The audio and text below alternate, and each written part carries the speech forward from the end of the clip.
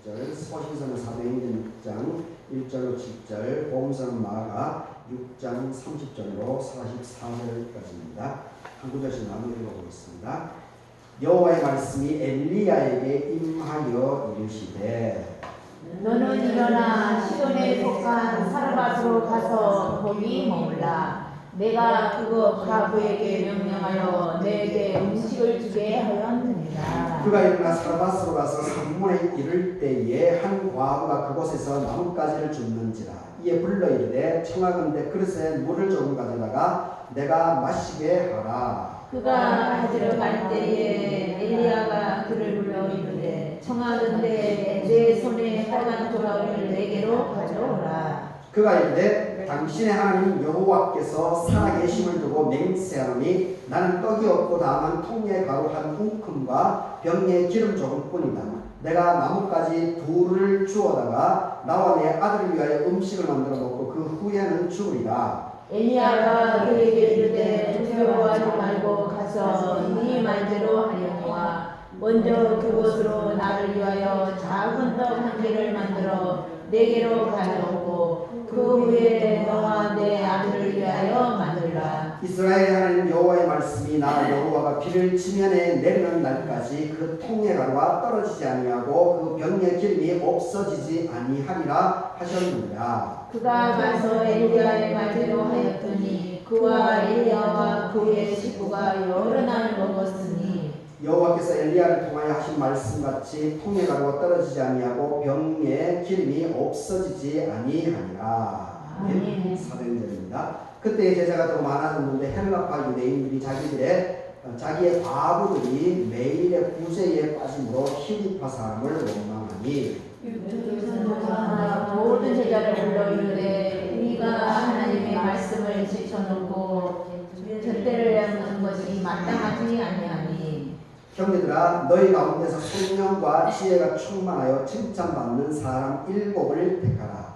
우리가 이 일을 그들에게 맡기고 우리는 오로지 기도하는 일과 말씀 사역에 힘쓰리라 하니 온 무리가 이 말을 기뻐하여 믿음과 성령이 충만한 사람 스데반과 또 빌립과 브로고로와 니가노루와 디몬과 바메나와 유대교에 입교했던 안디옥 사람 니골라를 택하여 사도들 앞에 세우니 사도들이 기도하고 그들에게 안수하니라. 하나님의 말씀이 점점 완성하여 예루살렘에 있는 제자의 수가 더 심히 많아지고 허다한 제사장의 무리도 이 도에 복종하니라. 아멘. 마가복음입니다.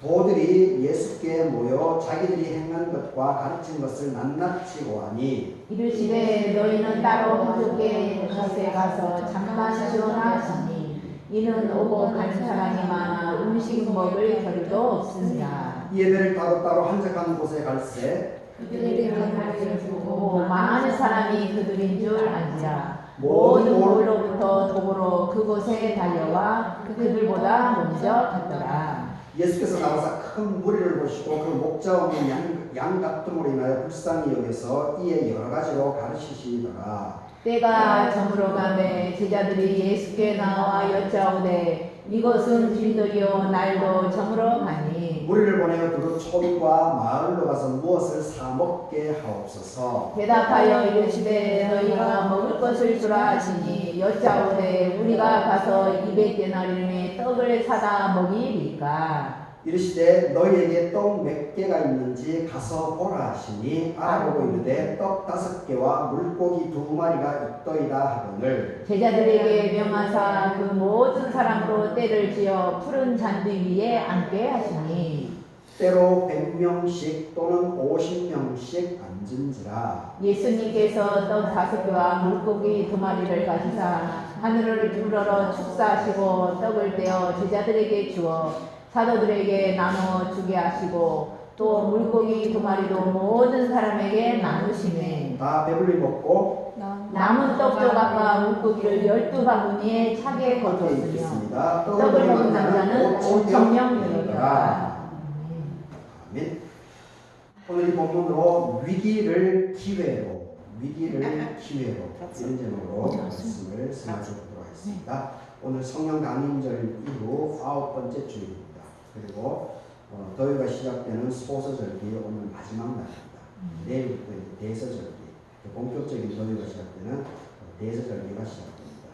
오늘 예배 참석하신 여러분들에게 하나님의 은혜가 함께하기를 바라겠습니다.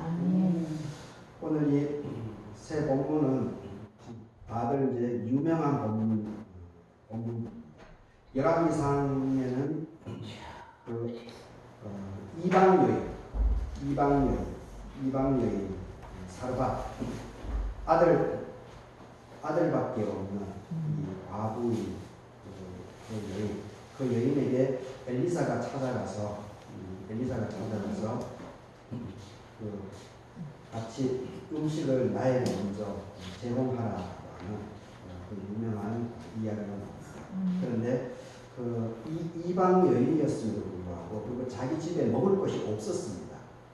그리고 기름하고 가루 한 움큼하고 기름밖에 없었는데, 그런데 이 과부가 엘리야의 말에 순종을 합니다. 그래서 거기서 이제 큰 하나님의 역사가 일어나게 되었다는 것을 오늘 열왕기상에서 얘기해 주고 있습니다. 그리고 사도행전 6장은 또 이 본문도 유명하죠. 이 내부에 문제가 생겼을 때 이 사도들에게 모든 것이 이제 집중이 되니까 이 사도들이 일을 못하는 거예요. 이 말씀 사역을 못하는 거죠. 설교하고 이 하나님의 말씀의 증언을 집중을 못하게 되니까, 그래서 이 7명의 집사들, 헬라파, 이제 그리스 로마, 유대인이 아닌 이 그리스 로마의 피가 섞인 우리 지금으로 얘기하면 이제 미국에 있는 한인 2세대, 일본에 있는, 중국에 있는, 러시아에 있는 이런 2세대들을 얘기합니다. 어쨌든 그 전통적인 유대인이 아닌 혼혈계통, 그 사람들 7명을 선택해서 이 사도들이 말씀에 집중하게끔, 그리고 이 사람들에게 봉사, 공동체를 이끌어 나가는 실제적인 일들을 하게 함을 통해 가지고 그 공동체의 문제점들을 해결해 나가는 그 이야기가 나와 있습니다. 그리고 뭐 마가복음 6장, 이건 뭐 유명한 부분이죠. 오병이어 사건. 병이 이제 떡이죠. 떡 다섯 덩. 어는 이제 물고기죠. 물고기 2마리. 오병이어 사건. 이 오병이어 사건은 너무나 유명하기 때문에 마태, 마가, 누가, 요한 이 사복음서에 동일하게 다 기록되어 있습니다. 그 정도로 이 오병이어 사건이 얼마나 중요한 사건이다라는 것을 볼 수가 있습니다. 이 복음서 4군데 다 나와 있기 때문에, 그래서 오늘 이것을 통해서 이 본문을, 근데 이 세 본문의 공통점은, 제가 오늘 얘기하려고 하는 이 공통점은 뭐냐면, 바로 이 세 본문 세 가지 이 상황들이 전부 다 위기 상황입니다. 위기, 절박한, 그리고 문제가 생긴 공동체 아니면 개인, 이 문제가 생겼습니다. 위기가 찾아왔는데, 이 위기 상황 속에서 그 상황을 불평불만을 하는 것이 아니고 하나님을 바라보면서 그 내부 나에게 있는 것에 집중을 하는 거예요. 그러면서 이 위기 상황을 오히려 기회로 대안을 만들어내서 이 문제점을 해결해 나가고 있는 그런 이 공통점을 갖고 있습니다.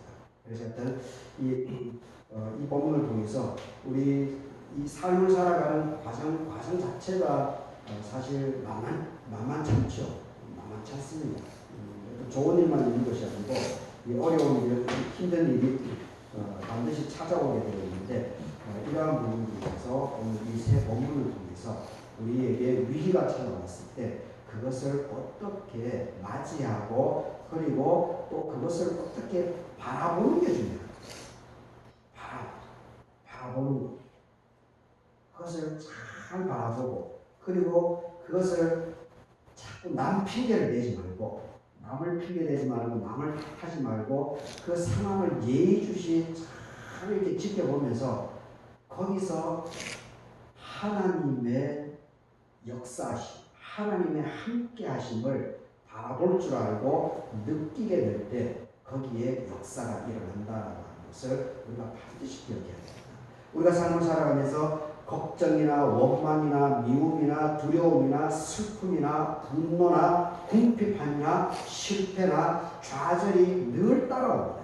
그리고 또 한편으로는 갈라디아서 5장 22절 23절에서 얘기하듯이 사랑과 희락과 평화와 인내와 자비와 양성, 충성, 온유, 절제, 삶의 여러 가지 난관들이 있지만 그럼에도 불구하고 사도 바울은 갈라디아서 22절, 23절에 거쳐서 이렇게 희망을, 소망을 가지고 하나님을 바라보면서 앞으로 묵묵히 나아가라라고 권면을 하고 있습니다. 그러할 때 하나님의 역사가 일어나게 되어 있다라고 하는 것을 성경에서 66권에서는 구구절절하게 우리에게 계속해서 알려주고 있다라고 하는 것을 우리가 잘 기억할 필요가 있습니다. 하여튼 오늘 이 세 본문은 한결같이 이 삶의 난관, 삶의 어려움, 위기 상황에 부닥쳤지만 하나님을 통해서 이 위기를 기회로 만들어 나가고 있는 하나님의 은혜, 하나님의 은총의 역사를 오늘 우리들에게 보여주고 있습니다. 그래서 우리 믿는 사람들, 우리 교우들, 여러분들이 어떤 경우에도 어떤 상황이 닥쳐오더라도 걱정이나 두려움이나 불평불만이나 그리고 분노함, 적개심 이런 것을 휩쓸리는 것이 아니고 이런 것은 전부 다 사탄의 영역에서 겁니다. 그런 것을 제어하지 못하면 다 넘어집니다.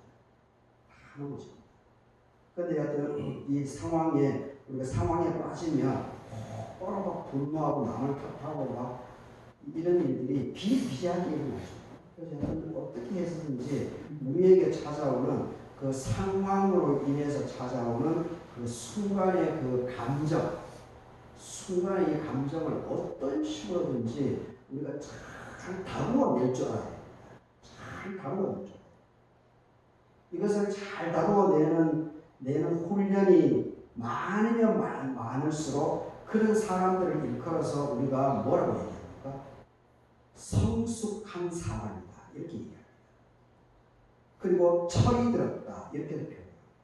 그리고 우리 믿음의 공동체에서는 믿음이 좋은 사람이다 이렇게 표현합니다.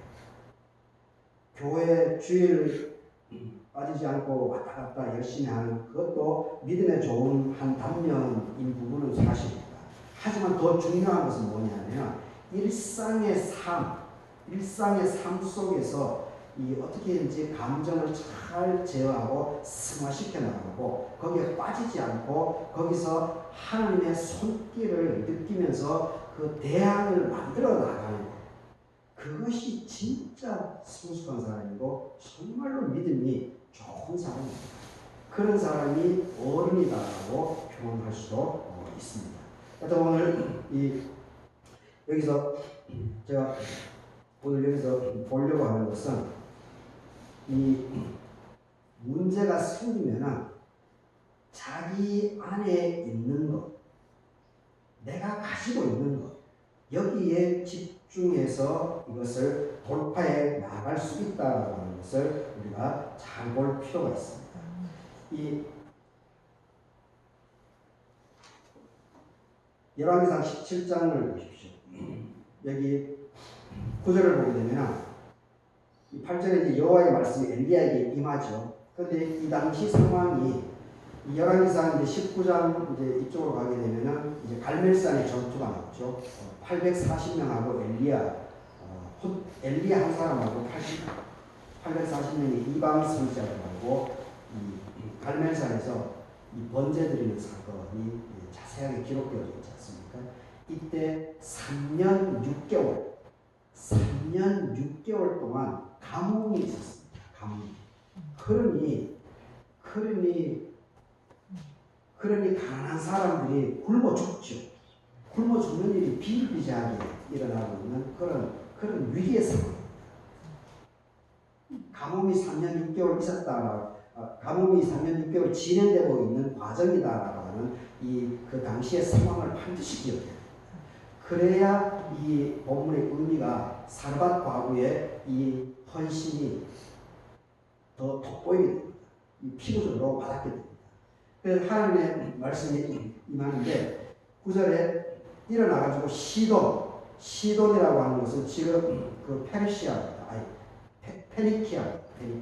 이 영어의 알파벳이 여기서부터 시작되는 건데 나중에 아합 왕의 부인, 그 유명한 악력, 악한 왕비 이세벨이 바로 시돈 출신 여자입니다.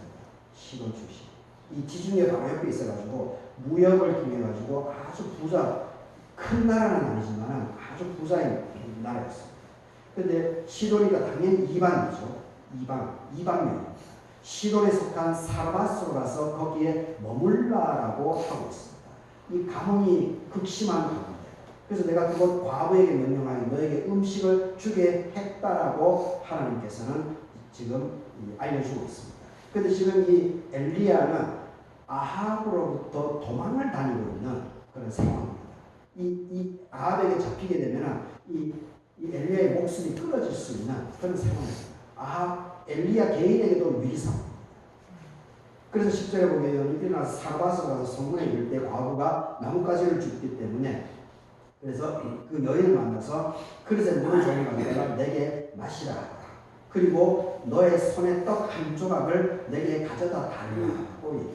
그런데 12절에 이분이 당신의 하나님 여호와께서 살아 계심을 두고 맹세하니, 그러니까 이분이 이제 엘리야의 소문을 들어서 알고 있는 것 같습니다.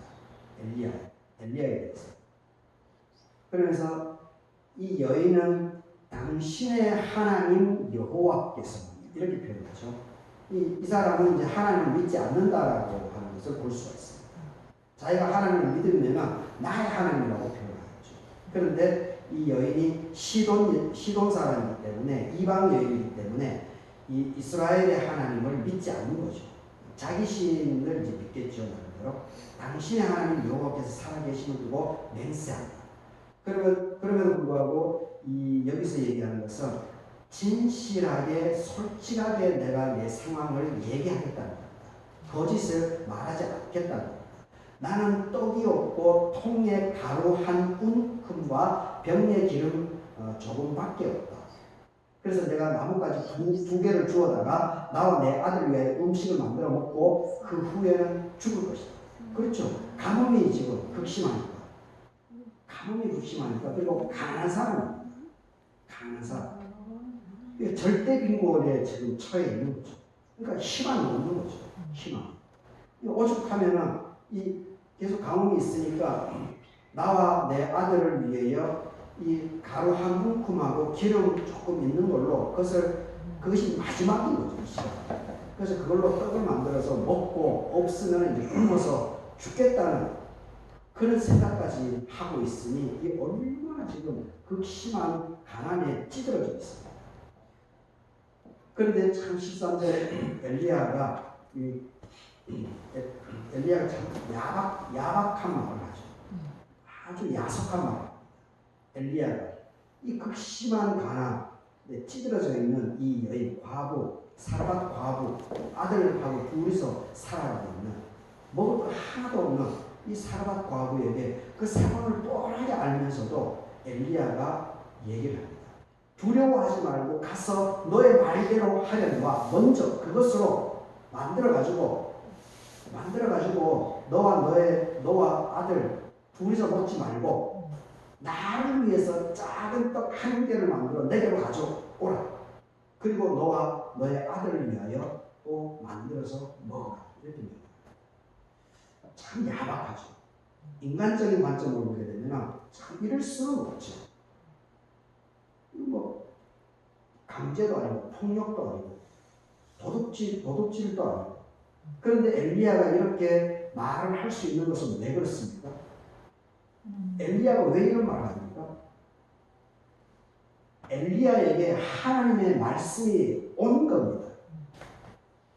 엘리야는 이 여인은 모르지만 엘리야는 하나님의 사람으로서 하나님의 말씀을 들은 겁니다.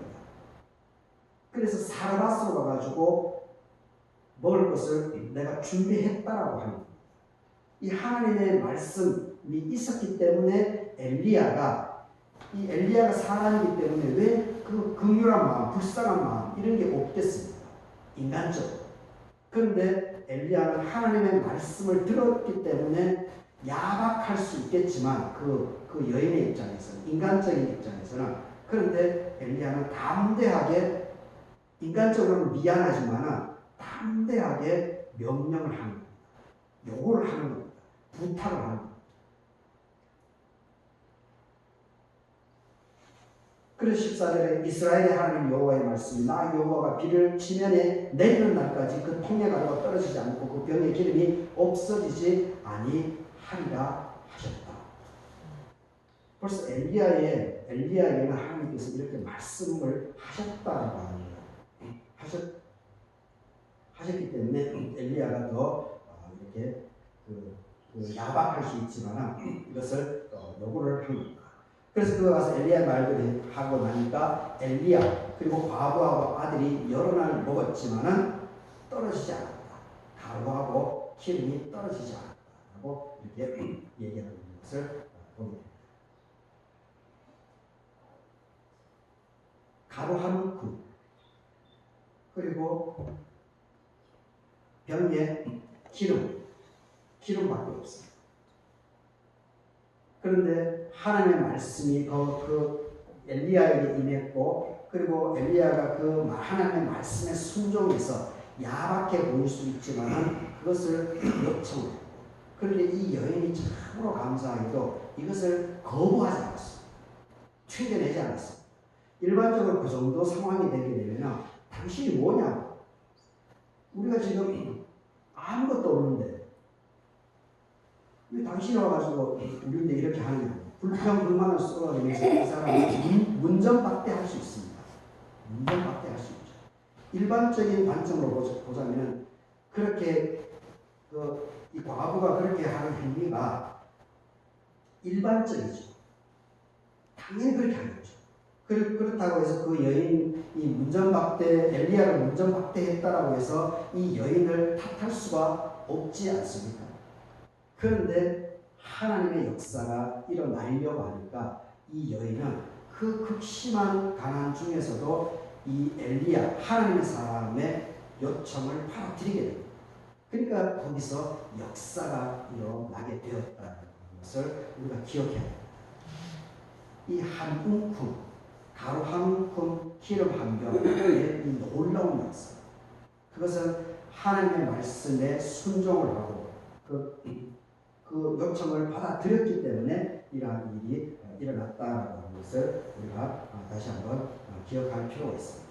그리고 사도행전 6장 부분에 있어서도 어떤 이 사르밧 과부가 가진 것은 작은 거죠. 사실 어떻게 보면 별 볼일 없는 거죠. 별 볼일 없는 거죠. 그럼에도 불구하고 하나님께서는 그 작은 있는 것에 그 여인의 그 마음을 하나님께서 받아들이게 되니까 놀라운 역사가 일어났다는 것을 볼 수 있습니다. 이 사도행전 6장도 제자가 더 많아졌습니다. 헬라파 유대인들이 자기의 과부들이 매일 구제에 빠짐으로 히브리파 사람들을 원망하게 되었다. 이렇게 이야기하고 있습니다. 헬라파 유대인. 그리스 로마에 있는 유대계 2세대. 남편이 없이 이 과부들이 매일 와서 공동체 일을 하고, 그러니까 막 헉헉대는 거죠. 힘든 거죠. 그러니까 헬라파 유대인들 저놈들이 자기 부인들 안 지키고 우리 쪽 사람들 힘이 없으니까 우리 쪽 사람들 막 여인들만 막 괴롭힌다. 막 불평불만이 생기는 거죠. 이 자칫 잘못하면 이제 공동체가 와해되죠. 분열이 될 수 있습니다. 그래서 12사도가 그래서 제자들을 다 불러 모아가지고 대안을 얘기를 합니다. 그래서 3절에서 성령과 지혜가 충만해 칭찬을 받는 사람 7을 택하라. 7. 조건이 3가지가 있죠. 성령, 지혜 충만, 칭찬받는 사람. 성령과 지혜가 충만한 것은 하나님과의 관계성에 대한 부분이라고 볼 수 있죠. 그리고 칭찬을 받는 사람은 뭡니까? 사람들과의 관계성 속에서 인정을 받는 사람이라는 거죠. 그러니까 믿음 생활을 하나님을 잘 섬기면서도 그리고 일상의 삶 속에 주변 사람들로부터 평판이 좋은 사람, 인정을 받는 사람, 이런 사람들을 7명을 택하라고 얘기를 하고 있습니다. 그리고 사도들은 이 기도 그리고 말씀 사역에 집중을 하게 될 것이다. 그래서 이제 5절에서 7사람이 나오죠. 스데반, 빌립, 브로고로, 니가노르, 디몬, 바메나, 그리고 니골라. 우리 문화에서는 이걸 우리는 이제 이쪽 지중해 문화권이 아니기 때문에 이 이름을 들으면 우리는 구분이 안 됩니다. 근데 보십시오.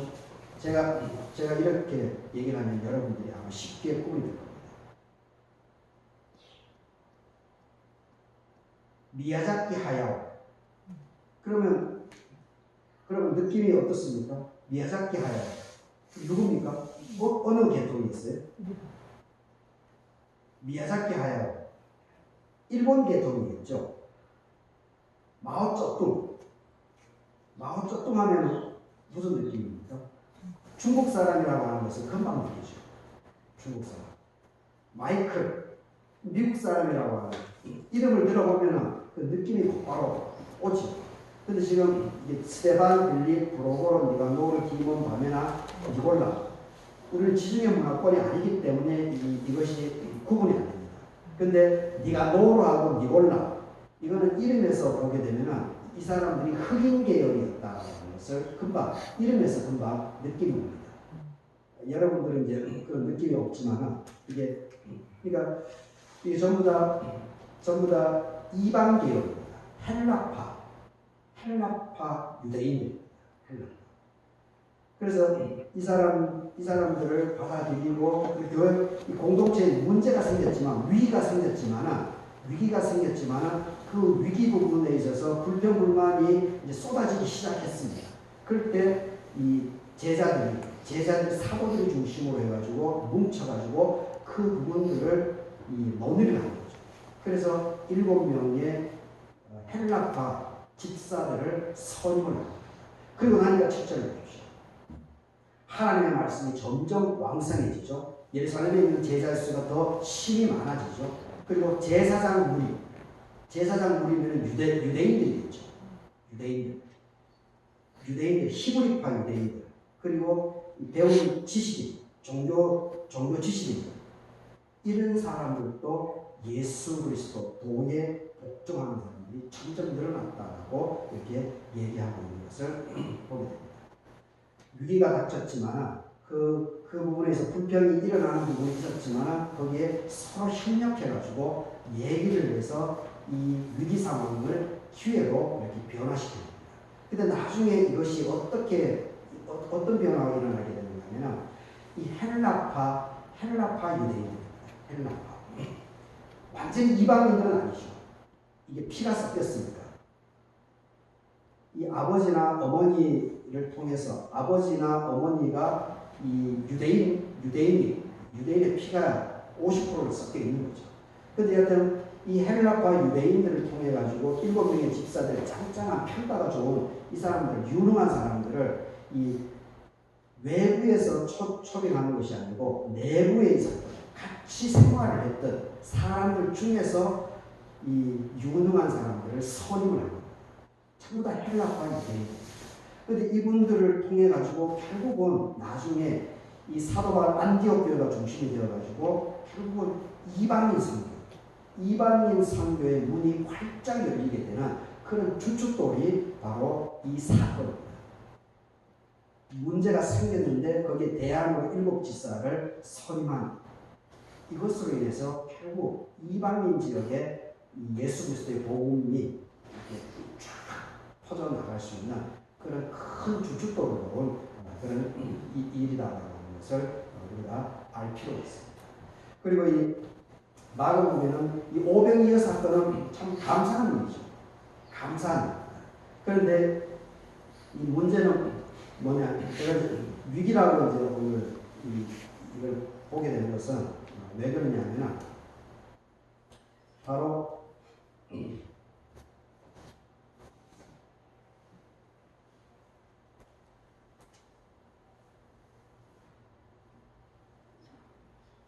사람들이 예수님이 가는 곳마다 이제 사람들이 많이 오니까. 그런데 하필 이날은 사람들이 몰려들어 가지고 해가 져버린 날이 저물어.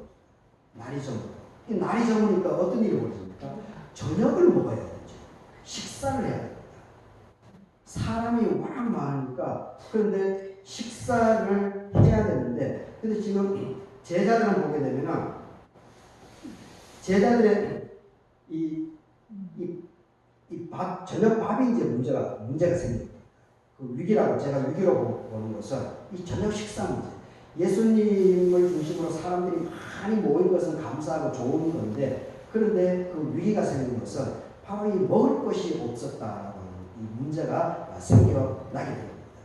그래서 이제 36절을 보게 되면 이 제자들은 먹을 것이 없으니까 제자들은 두 가지 대안을 제시합니다. 36절을 보게 되면 이제 첫 번째가 나오는데, 이 사람들을 보내가지고 촌과 마을로 가서 무엇을 사먹게 하라. 즉 각자 뿔뿔이 보내라는 겁니다. 보내가지고 저녁 식사를 스스로 해결을 하게끔 하고 다시 오게끔 하자. 이렇게 지금 제자들은 대안을 제시하고 있습니다. 그렇죠. 이것도 나름대로 합리적이죠. 지금 아무것도 없는데 미리 식사 준비해서 오십시오 이렇게 얘기도 안 했으니까 이 제자들이 나름대로 머리를 짜낸 것이 전부 다 각자 뿔뿔이 흩어져서 주변으로 흩어져서 저녁을 해결하고 오게끔 하자 이렇게 얘기합니다. 근데 37절에 예수님께서 어떻게 요청합니까? 너희가 뿔뿔이 흩어 보내지 말고, 뿔뿔이 흩어지면 어떻게 되겠습니까? 저녁 식사하고 오면 저녁 식사하고 부흥회처럼 모였으면 집중이 되죠. 그런데 지금 한참 예수님께서 말씀을 전하고 있는데 저녁 식사 시간이 해가 저물어 버렸으니까 또 뿔뿔이 흩어져 보내놓고 나서 다시 이게 모이면 집중이 되겠습니까? 집중이 안 되겠죠. 그래서 예수님께서는 37절에서 너희가 먹을 것을 주라. 이 사람들 흩어버리지 말고 너희들이 먹을 것을 주라. 이렇게 예수님께서 제안합니다.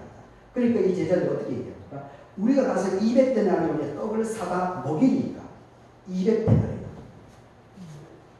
지금 여기 마지막에 보게 되면 이 먹고도 남았다라고 하는데 마지막에 보게 되면 44절을 보게 되면 떡을 먹은 남자가 5,000명. 43절에는